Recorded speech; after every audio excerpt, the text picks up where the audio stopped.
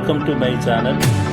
March 30 എല്ലാ വർഷവും ലോക ഇഡലി ഡേ ആയിട്ട് ആചരിച്ചു വരികയാണ്. വേൾഡ് ഇഡലി ഡേ ആയിട്ട് മാർച്ച് 30 ആദ്യമായിട്ട് ആചരിച്ചു തുടങ്ങിയത് 2015 ചെന്നൈയിലാണ്. ചെന്നൈയിലെ ഇഡലി കാറ്ററിംഗ് യൂണിറ്റ് നടത്തിക്കൊണ്ടിരുന്ന എം എനേവനാണ് ആദ്യമായിട്ട് ഇഡലി ഡേ ആചരിച്ചു തുടങ്ങിയത്. ഇഡലിയുടെ ആരോഗ്യകരമായിട്ടുള്ള ഗുണങ്ങൾ എല്ലാ ആൾക്കാരിലും എത്തിക്കുക, എല്ലാ രാജ്യങ്ങളിലും എത്തിക്കുക എന്ന ഉദ്ദേശത്തോടു കൂടിയാണ് വേൾഡ് ഇഡലി ഡേ മാർച്ച് 30 ആചരിച്ചു തുടങ്ങിയത്. ഇന്ന് നിരവധി ഇഡലി ഷോപ്പുകൾ വിദേശത്തും നമ്മുടെ സ്വന്തം നാട്ടിലും ധാരാളമായിട്ട് ഉണ്ടായി എന്നതിൽ സംശയമില്ല.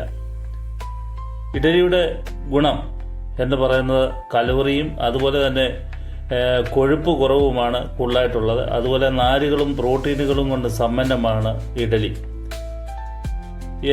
മലയാളികൾക്ക് ഏറ്റവും ഇഷ്ടമുള്ള ആരോഗ്യകരമായിട്ടുള്ള ഭക്ഷണമാണ് ഇഡലി എന്നതിൽ സംശയമില്ല. അതുപോലെ തന്നെ നമ്മുടെ കുടലിന് ഏറ്റവും നല്ലതാണ് ഇഡലി എന്ന് പറയുന്നതിൽ ഒരു സംശയമില്ല.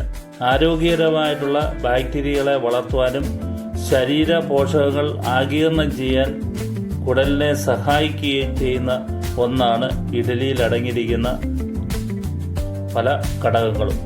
ധാരാളം കാർബോഹൈഡ്രേറ്റും പ്രോട്ടീനും നാരുകളും ഒക്കെ കൊണ്ട് സമ്പന്നമാണ് ഇഡലി. എല്ലാ വീടുകളിലും പഴയ കാലങ്ങളിൽ പ്രഭാത ഭക്ഷണമായിട്ട് കഴിച്ചിരുന്നത് ഇഡലിയും സാമ്പാറും ചട്നിയും ഒക്കെ കൂട്ടിയുള്ള പ്രഭാത ഭക്ഷണമായിരുന്നു. ആ നല്ല നാളേക്ക് വേണ്ടി നമുക്കും ആചരിക്കാം.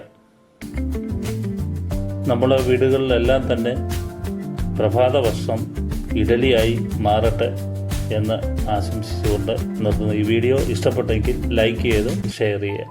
Thank you.